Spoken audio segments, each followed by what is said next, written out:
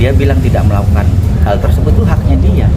Di dalam KUHP jelas kok diatur pasal 52 KUHP itu menerangkan bahwa terlapor, tersangka atau terdakwa bebas memberikan keterangan. Makanya tugas penyelidik mencari.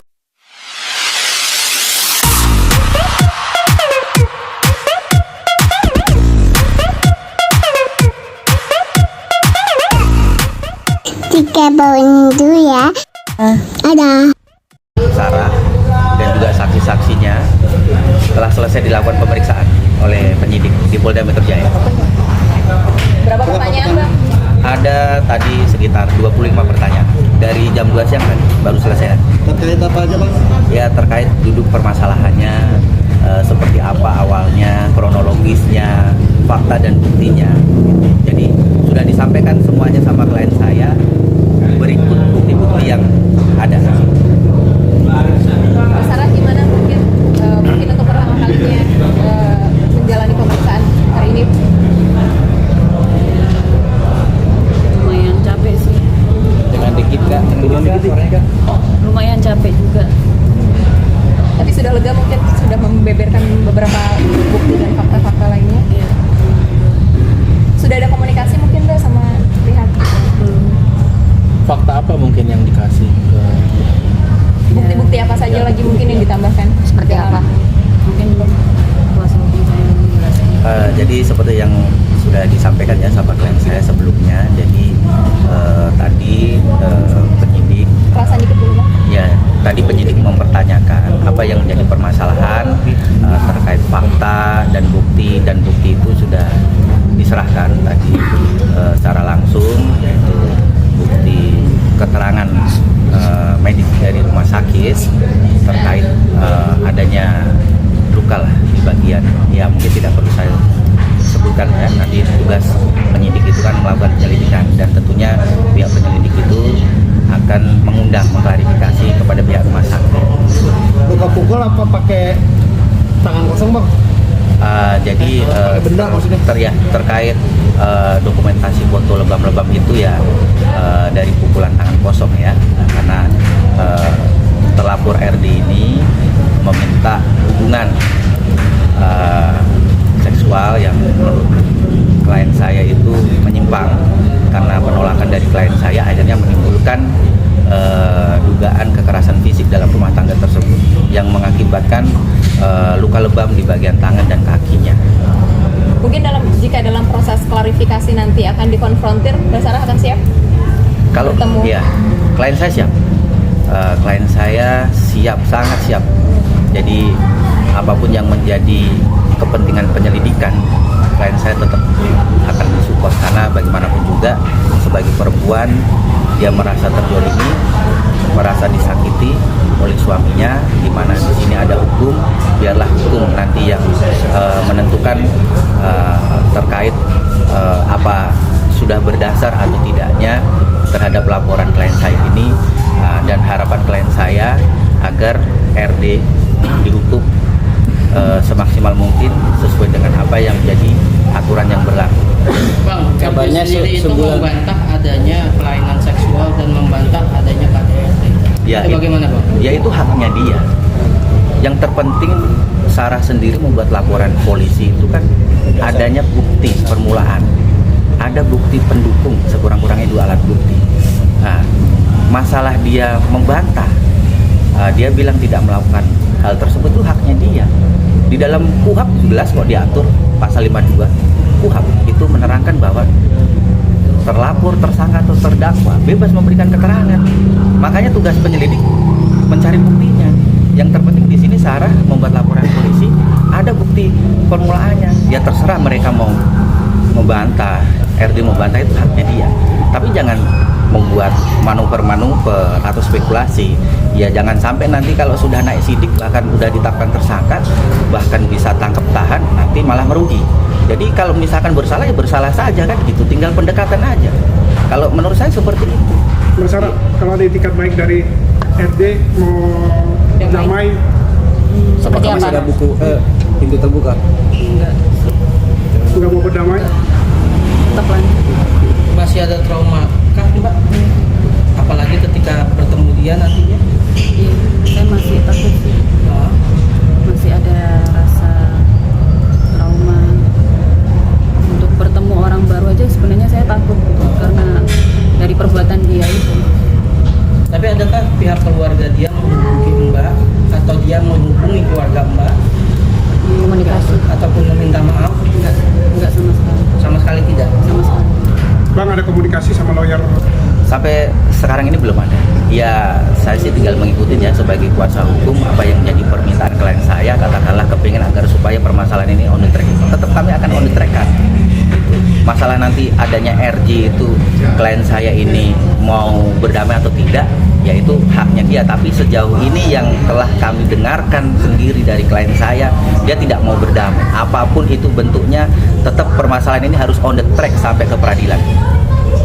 Mbak Sarah dari sana mengatakan ada bekas luka yang sebelum adanya pernikahan. Boleh ditanggapi Mbak?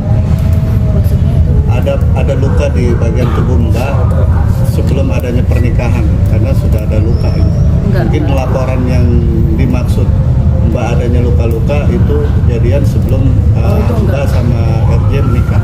enggak ada sama sekali. Badan saya enggak ada luka sebelum nikah sama dia. Mbak Sarah, Fitnah sih. Mbak Sarah apa setelah kejadian Mbak Sarah sendiri pergi konsul ke dokter atau seperti apa Mbak? Setelah kejadian kekerasan, saya sempat konsultasi ke psikolog sekali. Masih berlanjut Mbak? Belum. Mbak Sarah, mungkin Kecewa nggak sih Kak boleh dengan pernyataan dari pihak RD sendiri tidak mengakui adanya kekerasan dan menyesalkah pernah menikah dengan RD? Kalau kecewa sih pasti. Kalau menyesal sih pasti ada rasa menyesal. Oke Mbak, ketika menerima tawaran dia menikahi Mbak, apakah Mbak sudah mengetahui sifat ataupun kelakuannya terlebih dahulu? Yang mengenai Enggak, ini kan dia diduga melakukan kekerasan juga kan, maksud saya.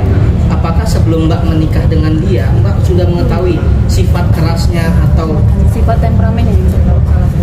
sifat temperamen? Berarti sudah mengetahui sejak awal bahwa RD ini Bukan temperamen. sejak awal, saya kan tahu sama dia kan 8 bulan gitu ya. Saya taruh sama dia sekitar 8 bulan. Itu cuma melalui via chat. Enggak telepon, enggak video call. Jadi saya cuma sekedar mengenal dia lewat chat-chat pribadi.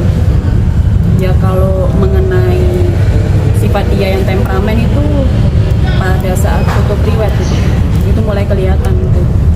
Ini ada kaitannya dengan yang kabarnya bahwa 2 minggu sebelum pernikahan akan kabarnya akan menunda pernikahan itu Mbak. Tidak jadi pernikahan itu sempat hampir dibatalkan 2 minggu sebelum pernikahan. Kalau itu sih nggak ada ya. Nggak ada. Kalau dari pihak saya iya, dan itu ada buktinya juga sih.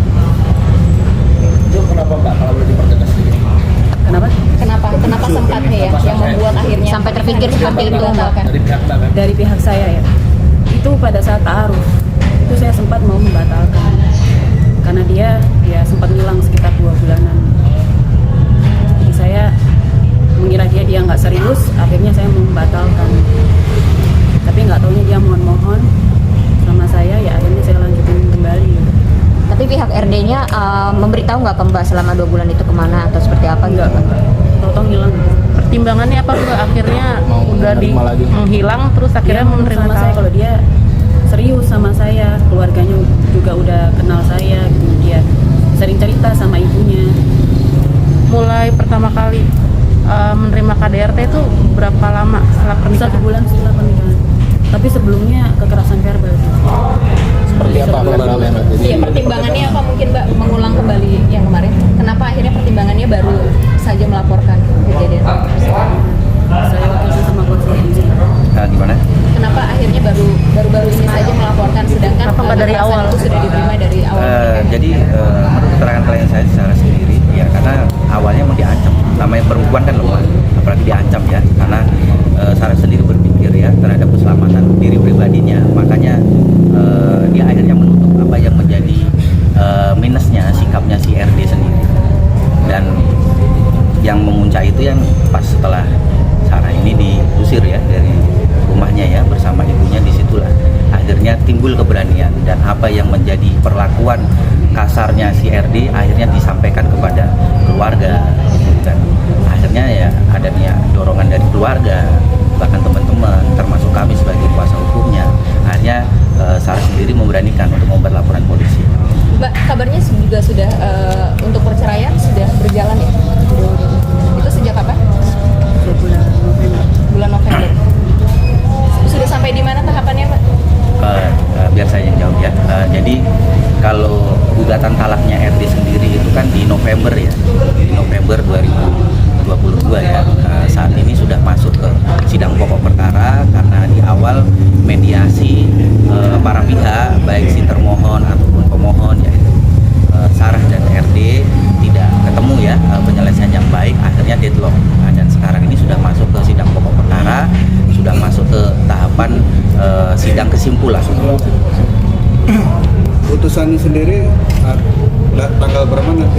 Kalau untuk putusan sendiri kami belum tahu ya, karena kan masih ada tahapan yaitu kesimpulan. Apakah nanti katakanlah 2 minggu yang akan datang setelah kesimpulan atau apa, itu kan kembali lagi ke kewenangan hakim ya, karena kami juga tidak bisa memaksa hakim. Tinggal kita mengikuti apa yang menjadi tahapan hukum acara. Masalah benar nggak sih setiap proses sidang talak hadir selalu dan tidak pernah absen? Saya enggak. Saya cuma sidang mediasi doang saya ada. Selain itu kuasa hukum saya yang enggak. Saya nggak pernah hadir. Alasannya Mbak mungkin? Iya, karena saya masih trauma. Kemudian Ya. pada saat sidang mediasi aja dia marah-marah gitu. Jadi saya trauma. Mbak Sarah boleh kasih tahu terakhir ketemu sama RD kapan? Ya itu pada saat sidang mediasi terakhir kalinya. Bulan November berarti. Mbak, yang menarik dari pihak RD mengatakan RJ, Mbak Sarah membocorkan salah satu rahasia, boleh dibilang surat ya, surat yang harusnya itu merupakan rahasia buat RJ, dan Mbak membocorkan di Pengadilan Agama Cikarang. Mungkin ada tanggapan Saya nggak tahu mana soal rehab, surat rehab kuasa hukum saya juga. Terkait apa nih surat rehab? soal surat Pihak rehab RT yang menyebut dibocorkan jika si oleh Mbak Sarah Mbak Sarah. membocorkan bahwa adanya surat si RT ini menjalani rehab. Apakah betul ada hal itu, Mbak? Kalau itu mungkin kami tidak bisa ini ya terlalu memberikan statement ya, karena itu kan urusan di peradilan sebenarnya juga itu tertutup ya karena sidang perceraian ya. Jadi kita fokus ke permasalahan pidana aja. Karena sekarang ini kan teman-teman media ini kan kepengen mempertanyakan seperti apa progres perkembangan terkait laporan polisi. Ya kalau misalkan memang itu ada, memang benar adanya seperti itu, ya ini namanya para pihak itu kan sah-sah saja ya dalam istilahnya menjawab surat, melakukan pembuktian, saksi-saksi, apa yang menjadi minus-minus, apa yang menjadi penyanggahan si Sarah itu kan sah-sah saja kan begitu, dan itu pun juga tertutup untuk umum.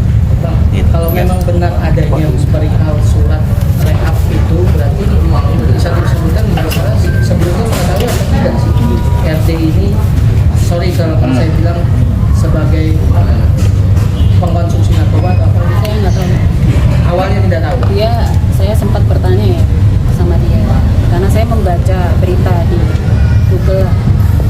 Itu dia membantah dengan bilang sama saya itu katanya dia difitnah. Jadi saya nggak tahu. Tapi bisa dijadikan maksudnya perilaku dia yang kayak kekerasan verbal, menyimpang bisa diacukan dari histori dia pernah pakai juga nggak sih, Mbak? Saya nggak tahu mana. Nah, kalau mungkin boleh dipertegas sedikit, Mbak, ini kan juga banyak akhirnya menyimpang pertanyaan, Mbak. Maksudnya kekerasan seks menyimpang seperti apa sih yang pernah? Dan mungkin salah satunya aja yang diminta sama RT. Gini, biar saya jawab. Ibarat perumpamannya ya.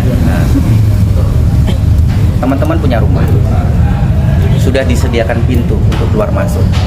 Kenapa harus lewat jendela? Jadi nggak perlu saya konkretkan ya seperti apa, karena ini nggak etis gitu kan.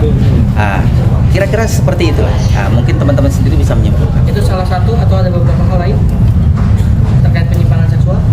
Ya, itu yang kita laporkan, yang Sarah laporkan itu terkait masalah dugaan penyimpangan seksual ya, itu saya kasih perumpamaan aja, tapi saya tidak bisa menjelaskan secara konkret ya, jelas itu karena ini kan hal yang mohon maaf ya sangat mungkin risih kali lah kalau kita membeberkan terkait permasalahan yang mohon maaf ya jorok. Penegasan lagi sedikit, Bang. Berarti karena ditolak, RT juga sempat memaksa, Bang. Ya. Karena Sarah sendiri melakukan penolakan, Makanya timbullah dugaan KDRT fisik dalam rumah tangga yang mengakibatkan luka-luka lebam di bagian tangan dan kaki Sarah.